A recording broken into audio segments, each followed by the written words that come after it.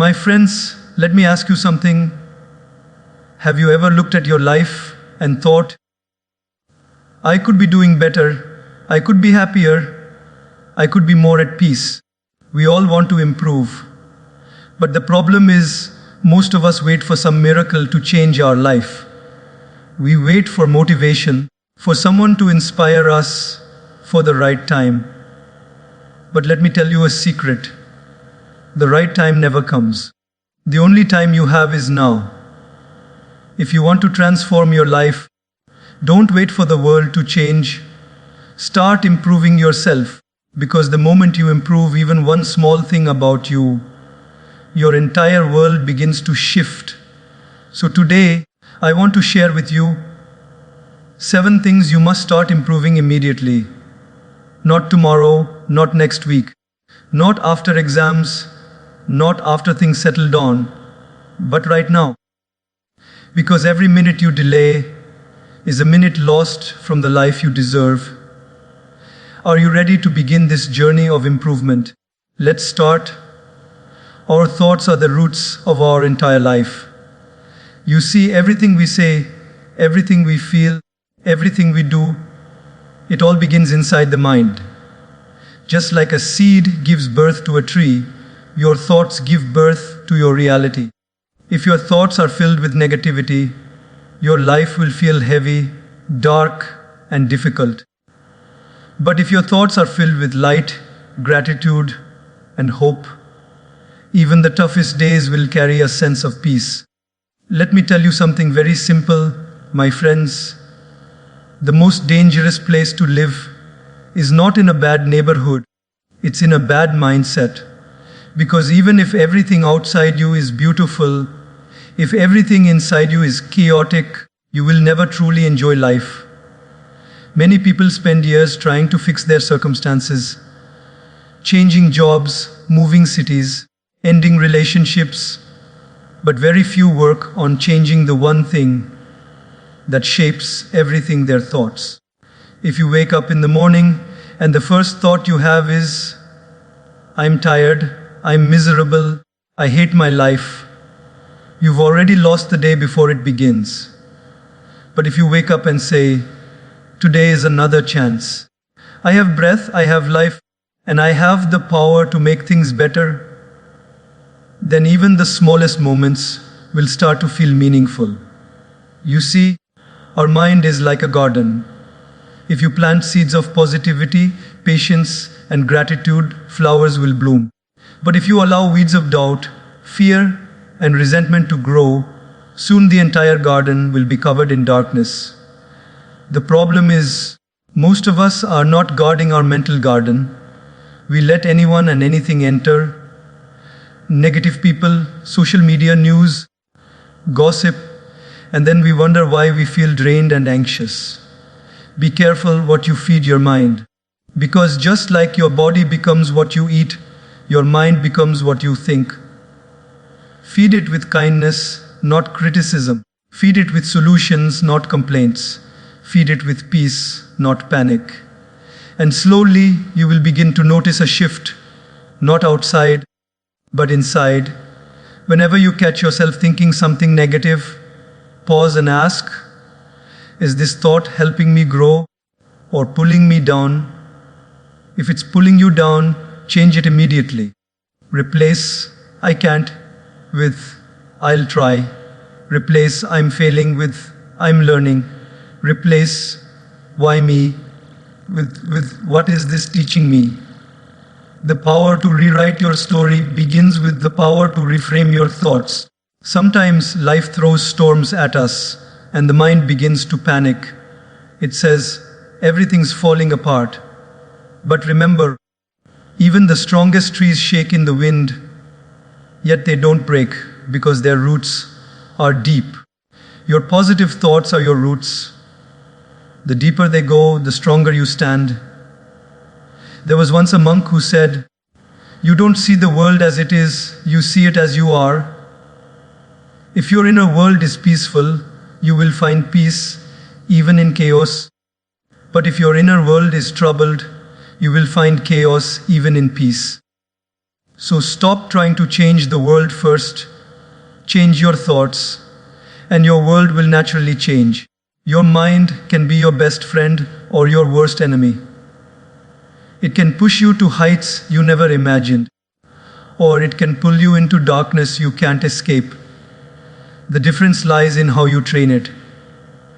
Just like you exercise your body daily, you must also train your mind daily with meditation, reflection, prayer, journaling, or even 5 minutes of silence. Because every thought you think today becomes the reality you live tomorrow. So, my friends, start from within. Before you fix your relationships, your work, or your dreams, fix your thoughts. Because once your mind is right, everything else will eventually fall into place. Remember, the greatest battle you'll ever fight is not outside, it's inside. Win there first. Your habits are the invisible architecture of your life. Every single day, from the moment you wake up to the moment you sleep, your life is shaped not by what you want, but by what you do repeatedly. You can have the greatest dreams, the most beautiful intentions, but if your daily actions don't match them, those dreams will remain just that, dreams. My friends, success doesn't come from sudden changes. It comes from silent, small, consistent habits that no one sees, but everyone eventually notices.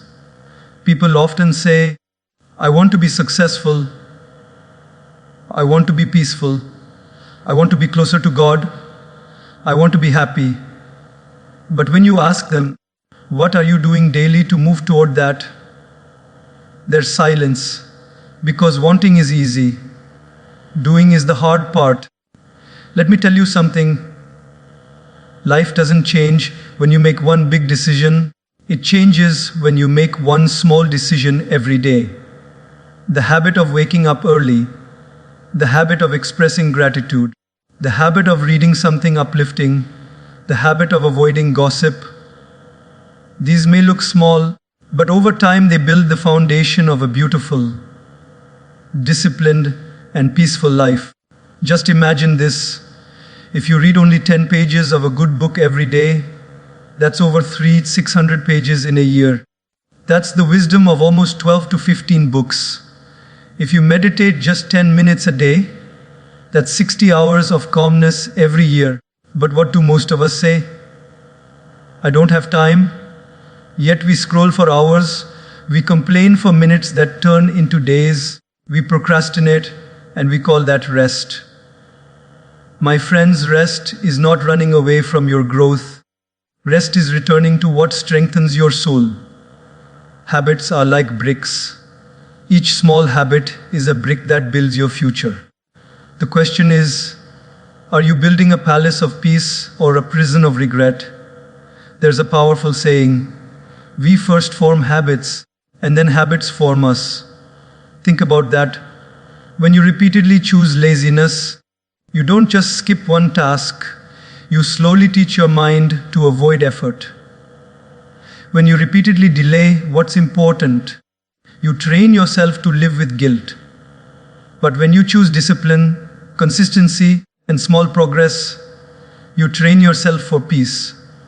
Even in spiritual life, even in emotional well-being, the principle is the same. Repetition builds transformation. A seed doesn't grow because you water it once a month. It grows because you water it daily, even when you don't see results. Likewise, your habits water your destiny. We often wait for motivation to start. But let me tell you something very important. Motivation doesn't last, but habits do. There will be days you'll feel tired, unmotivated, uninspired. That's where habits save you. Because when you have trained your body and mind to do something at the same time, the same way, every day, you don't need to feel inspired.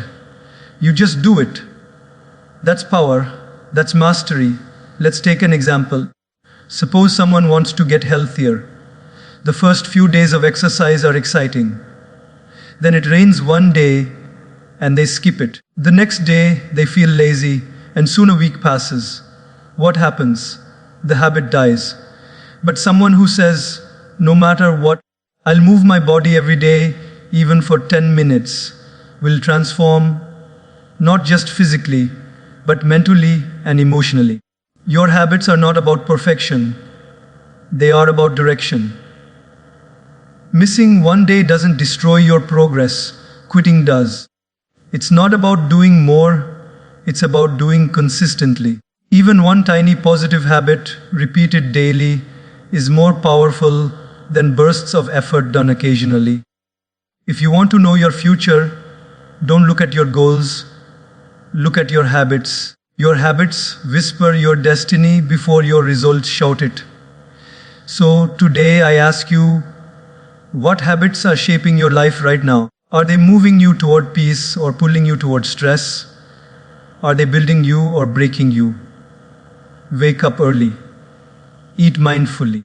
Speak kindly. Read deeply. Pray sincerely. Listen fully. Reflect daily. These are not rules, these are gifts to your soul.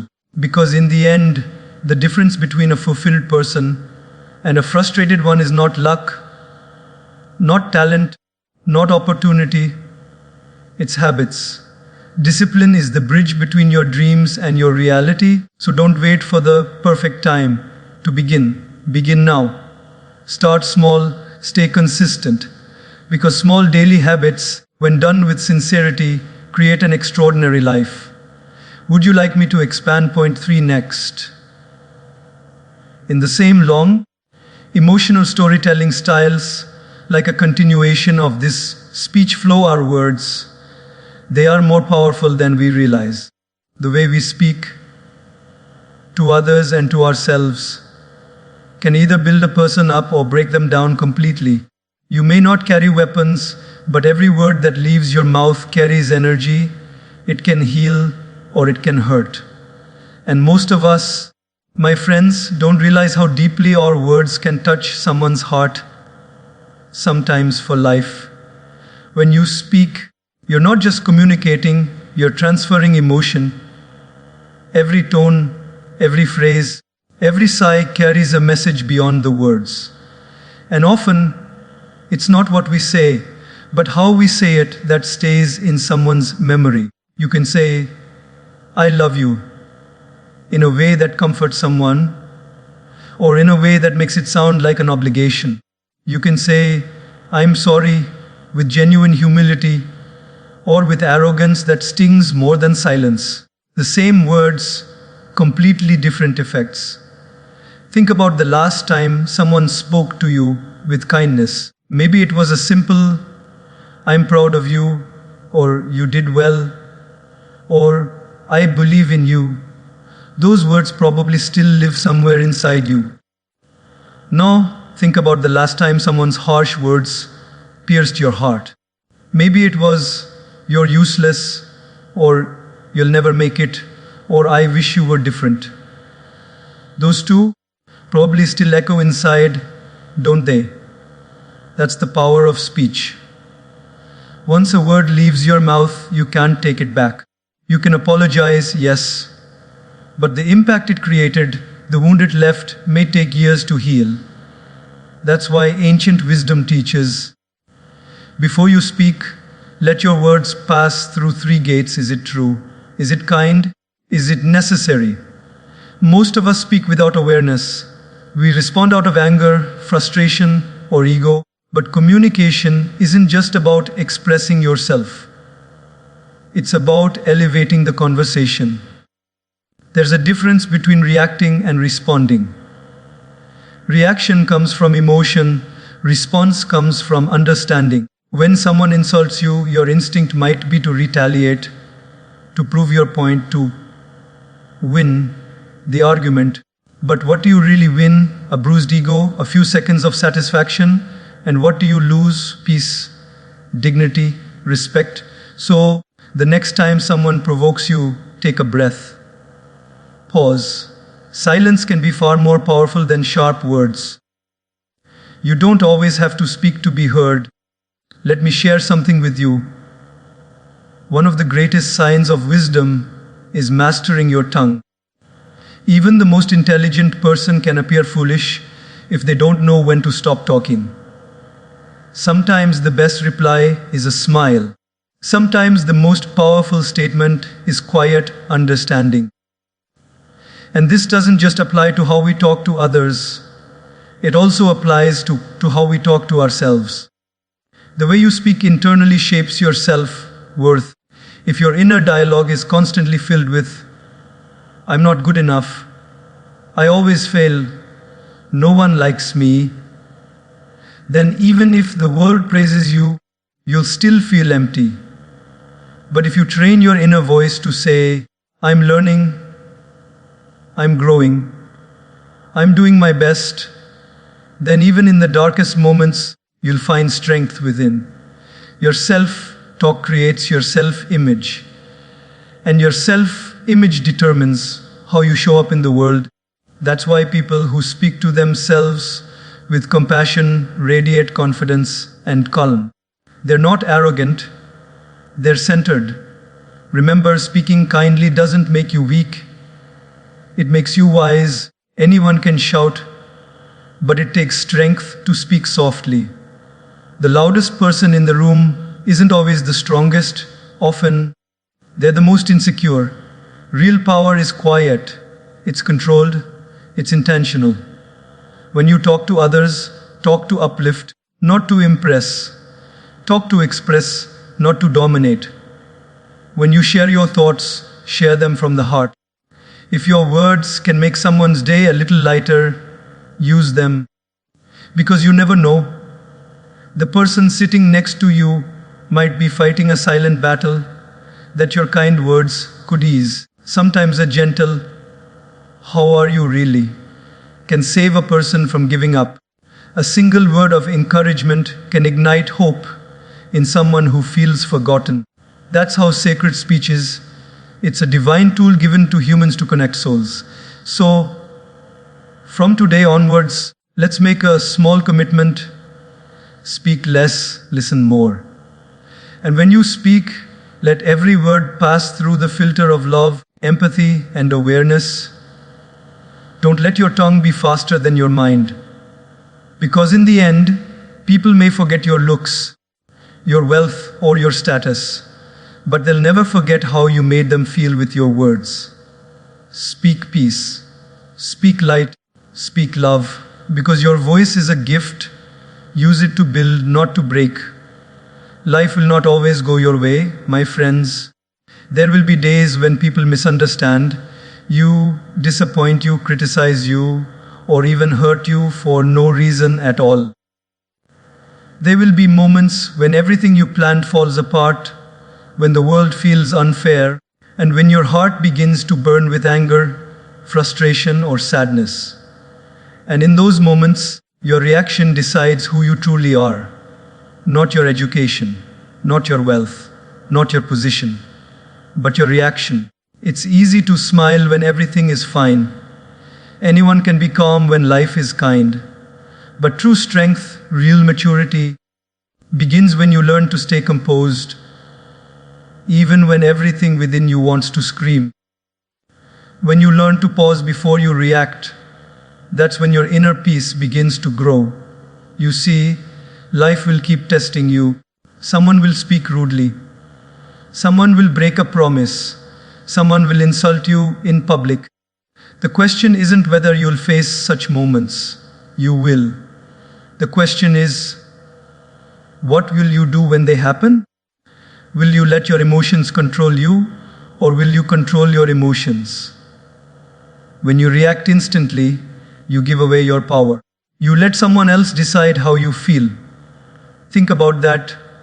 The person who upset you now controls your mood, your peace, your day. But when you pause, when you take a deep breath before replying, you take back that control.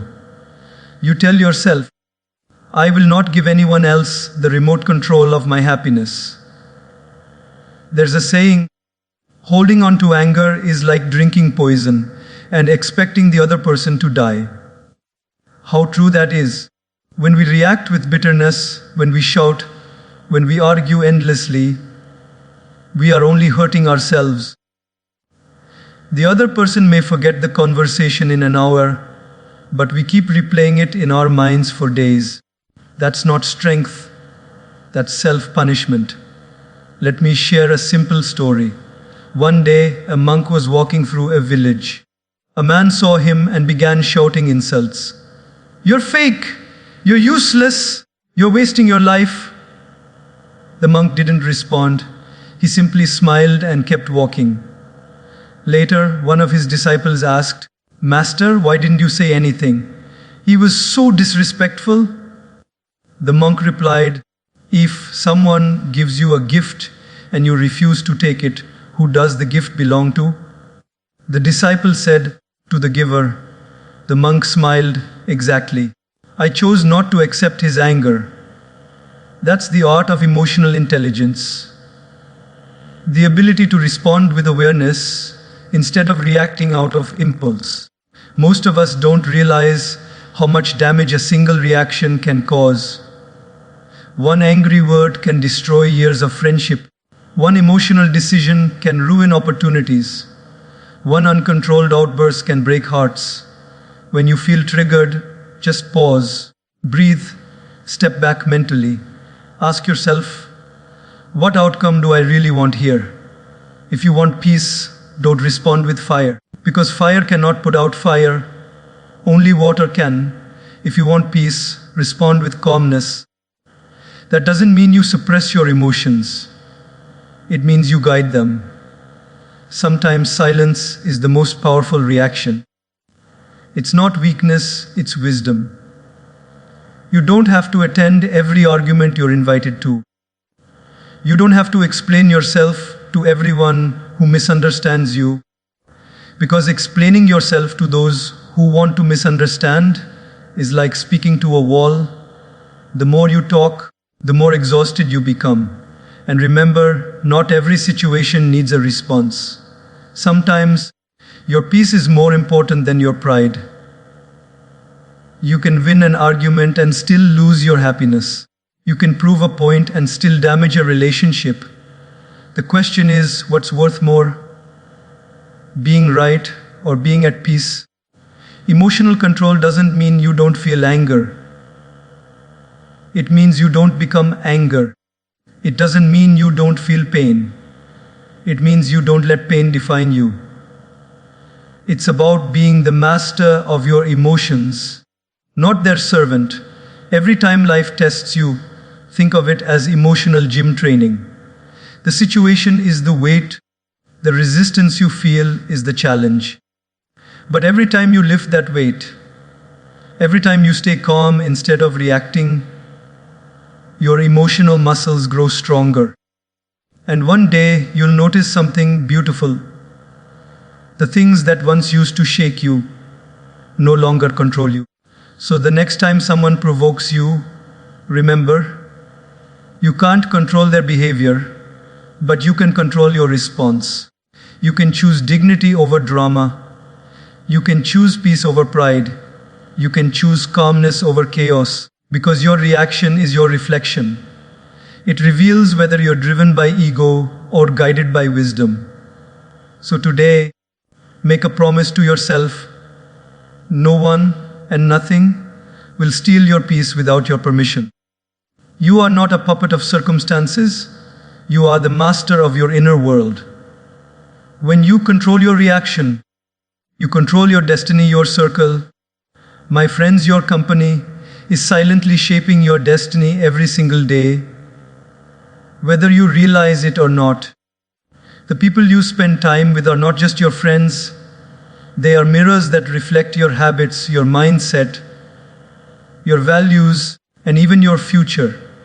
You may not see it immediately, but over time, you start to think like them, speak like them, behave like them, and even dream like them. There's a famous saying, "Show me your friends, and I'll show you your future." It's absolutely true, because your environment influences you more than your intentions do. You can have all the goals in the world to grow, to improve, to stay positive. But if your circle is negative, you will eventually start to doubt yourself. If your circle is lazy, you'll start to procrastinate. If your circle constantly complains, you'll begin to see problems everywhere. Let's be honest, we become like the people we are closest to, not instantly, but gradually, subtly. If you sit with 5 happy people, you'll start to smile more. If you sit with 5 angry people, you'll start to argue more. If you sit with 5 wise people, you'll start to think deeper. That's the power of association. I once heard a story about a young boy who wanted to become a musician. Every day, he practiced alone, but he wasn't improving much. One day, he met a group of passionate musicians who practiced together with love and energy. The boy joined them. Within months, his talent grew tenfold. Why? Because when you surround yourself with growth, you grow without even trying. Energy is contagious, positive or negative, it spreads. But here's the problem. Most people are afraid to change their circle. They say, I've known these friends for years, I can't just leave them. But understand this, familiarity doesn't equal growth. Just because you've known someone for long doesn't mean they're good for your future. You can love people from your heart, but still love yourself enough to protect your peace. If someone constantly drains your energy, disrespects your time, discourages your dreams, or pulls you away from your values, you don't have to hate them, but you do need to create distance. Because peace is too expensive to be sacrificed for the sake of pleasing others.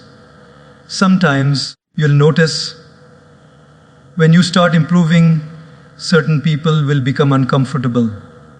They'll say things like, "You've changed." And when they say that, smile and say, "Yes, I've changed." That's what growth looks like. Don't let guilt pull you back to the version of yourself you've already outgrown. Good friends don't compete, they complete. They don't get jealous when you succeed. They celebrate it. They don't gossip behind your back. They speak truth to your face. They don't drain your spirit. They recharge it. A true friend is like sunlight. They help you grow and still shine when you're in your darkest hour.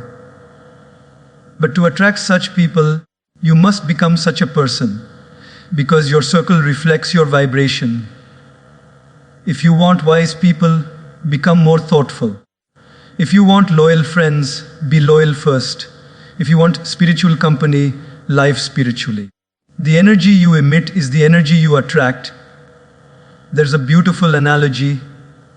If you keep a piece of iron near fire, it becomes hot. If you keep it near ice, it becomes cold. The same applies to your soul. When you spend time with peaceful people, your spirit calms. When you spend time with angry people, your heart burns. So, choose carefully where you place yourself. And I'm not saying cut people off harshly. No, that's not the way of wisdom. Some people need distance, others need understanding. Some need forgiveness, others simply need less access to your life. Be kind, but also be clear, because love without boundaries becomes self-destruction. Surround yourself with people who inspire you to grow, those who make you want to become a better person, not because they lecture you, but because their example uplifts you. The ones who talk about dreams, about purpose, about gratitude, about life, not the ones who talk endlessly about others. Find those who remind you of your worth when you forget it. Those who believe in you when you start doubting yourself. Those who challenge you lovingly when you're wrong and support you quietly when you're right. And remember, your circle is not just your friends. It's the music you listen to, the content you consume, the people you follow online. Every influence is shaping your thoughts. Be intentional about what you allow into your mental space. Because if you hang around garbage, even with good intentions, you'll start to smell like it. The people around you are like elevators. They either take you up or pull you down. Choose wisely which direction you want to go. So today, take a moment and reflect. Who are the 5 people you spend the most time with? Do they fill you with peace, or do they fill you with pressure? Do they encourage your growth, or do they limit it? It's okay to outgrow people who refuse to grow with you. It's okay to walk alone for a while, because sometimes walking alone is the only way to meet the right people who are walking in your direction. Your environment is your energy. Your circle is your soil. If you plant yourself in the right soil, you'll blossom. But if you stay where you're constantly drained, even the most beautiful seed will wither. So, choose your company like your life depends on it, because in many ways, it does.